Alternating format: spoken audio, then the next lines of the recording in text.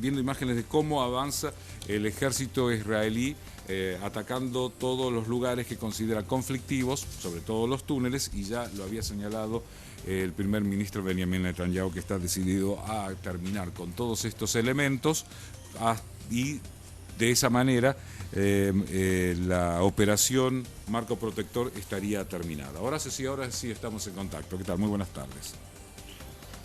Buenas tardes, ¿cómo estás, Manuel? Muy bien, muy bien. Recién estábamos hablando con Andrés Cisneros, que decía que este conflicto no tiene fin y que además, por ejemplo, la Franja de Gaza podría ser un nuevo Hong Kong si los dirigentes que están involucrados en todo este conflicto, no solamente los gazatíes, se decidieran a decir, bueno, vamos a tratar de que nuestra población tenga un bienestar económico importante. ¿Qué opinás vos? Por supuesto, pero lo que sucede es que del otro lado, tanto de un lado como del otro... Sí, de todos los lados, de todos los lados. Es decir, acá hay un enfrentamiento mortal que yo creo que no va a tener final, que esto va posiblemente a culminar en un cese del fuego. Ese cese del fuego, si no está acompañado por la desmilitarización de la Franja de Gaza, posteriormente el mejoramiento de la situación, por supuesto, afligente, catastrófica a nivel social que tiene la población, bueno, veremos a lo mejor en el año 2015 un nuevo enfrentamiento. Yo sinceramente no le veo solución, por lo menos te hago una prognosis de un lustro, de 5 años, al conflicto actual, agregando que a Israel no le interesa tener un Estado palestino, soberano e independiente. Lo he dicho varias veces y lo vuelvo a repetir. Y también el porqué, que obviamente tampoco justifica eso. Es decir, un Estado soberano e independiente le daría derecho a contar con fuerzas armadas o fuerzas de seguridad.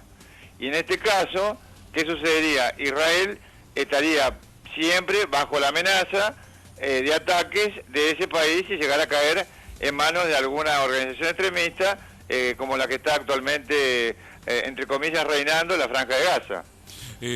A todo esto no tendría condición de Estado. Sí, claro. No, a eso me refiero. Sí. Relacionado con esto, yo lo hablaba recién con Andrés. Sí. La Autoridad Nacional Palestina, con Mahmoud Abbas o Abu Mazen, como se lo llama, sí. ¿Qué presión puede ejercer para que haya...? Porque hay dos Palestinas en realidad, porque hay dos gobiernos en definitiva, que tienen, no sé, una postura oficial parece cercana, pero en definitiva en la realidad actúan de manera diferente. Por supuesto, es lo que a veces mucha gente no entiende esto. Recordemos que son, dos movimientos diametralmente opuestos, tanto en el aspecto religioso, como en su ideología, como en sus objetivos. ¿Vos te referís a Hamas y al Fatah? Por supuesto, lo que estabas haciendo referencia vos. Sí. A Hamas, que en este momento, reina en Gaza, y a Al-Fatah, que gobierna relativamente en Cisjordania. Porque en Cisjordania realmente Al-Fatah está siempre, operando con el margen de maniobra muy estrecho que le da Israel. Uh-huh. Ahora, ¿qué sucede? Están separados por dos regiones, además, como si fuera el antiguo Pakistán Oriental y Occidental, que luego uno de ellos se convirtió en Bangladesh, como muy bien apuntaste el otro día, y lo cual dificulta la solución a un futuro Estado palestino que tuviera estas dos regiones unidas. Al-Fatah tiene como objetivo la fundación de un Estado laico, eso como dicen, libre, laico, no racista, como dicen ellos. Uh-huh. En cambio, Hamas es un movimiento de palestinos cuyo objetivo es una suerte de emirato regional, compuesto por Egipto, por la Franja de Gaza, por Cisjordania y por Jordania, para de esa manera luego rodear a Israel y, bueno, obviamente intentar destruir al Estado este que estoy mencionando, sí. Que además esto figura en la Carta Magna de Hamas, para llamarlo de alguna manera. Se puede ver en internet.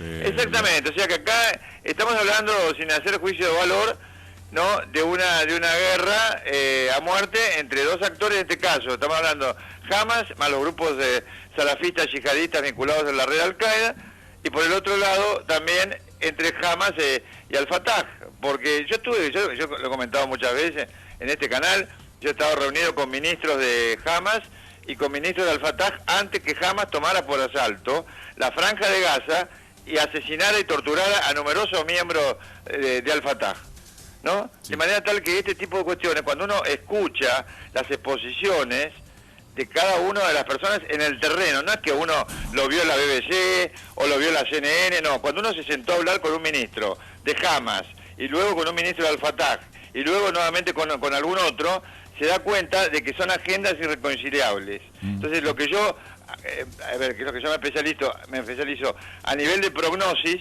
no puedo augurar un final de este conflicto, por lo menos por 5 años, siendo conservador en cuanto al plazo. Sí, generalmente el Estado de Israel decía que cada 2 años se veía obligado a intervenir.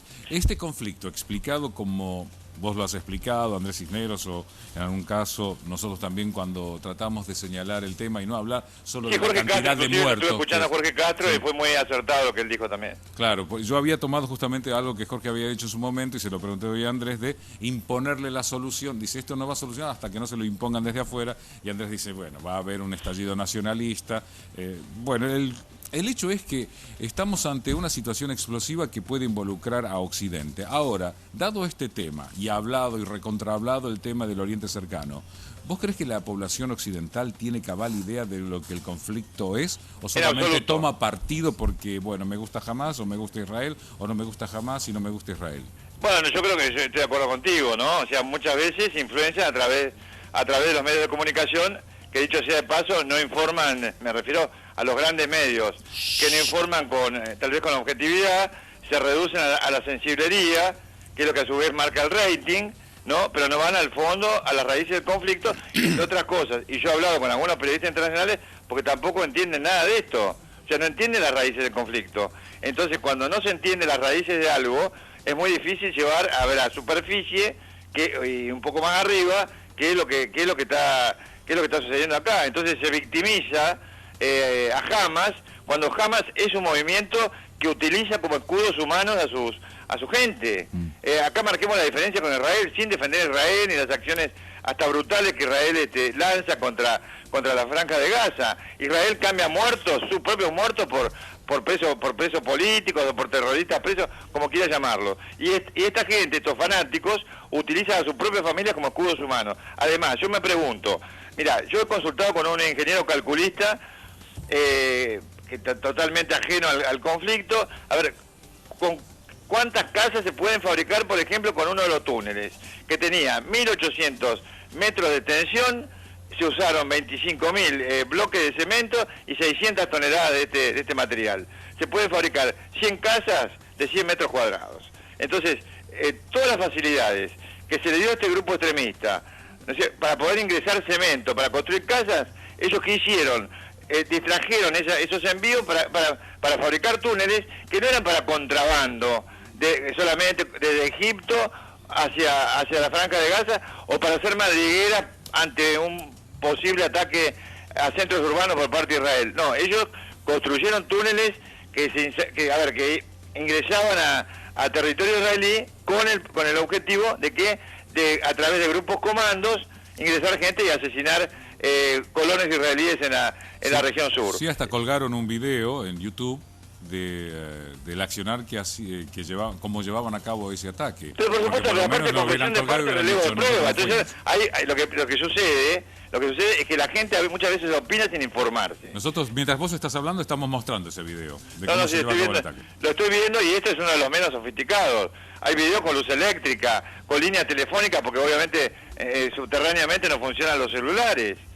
O sea, con muchos de estos túneles, este túnel que está mostrando es un túnel muy rudimentario y que muy probablemente haya sido bombardeado. Porque el problema que tiene Israel ahora para destruir los túneles, que miden a lo mejor 2 kilómetros, etcétera, ¿no?, es que se bombardea la boca del túnel.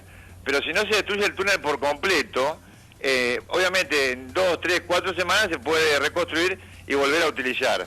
Esto es cruento, porque además que Israel responde al fuego utilizando GPS, utilizando satélites, etcétera. Entonces, los milicianos de Hamas y los de la Yihad Islámica disparan desde cercanías de colegios, desde cercanías de mezquitas, de hospitales, etcétera, y automáticamente el fuego se responde al punto de origen del disparo. Sí. esto es puramente técnico, no es que uno esté aplaudiendo que maten civiles. Lamentablemente esto es una tragedia humanitaria, y además yo tampoco, dejo de lado la posibilidad de que Israel o que algún dirigente de Israel tenga que responder por esto en un futuro si acá hubiera crímenes de guerra.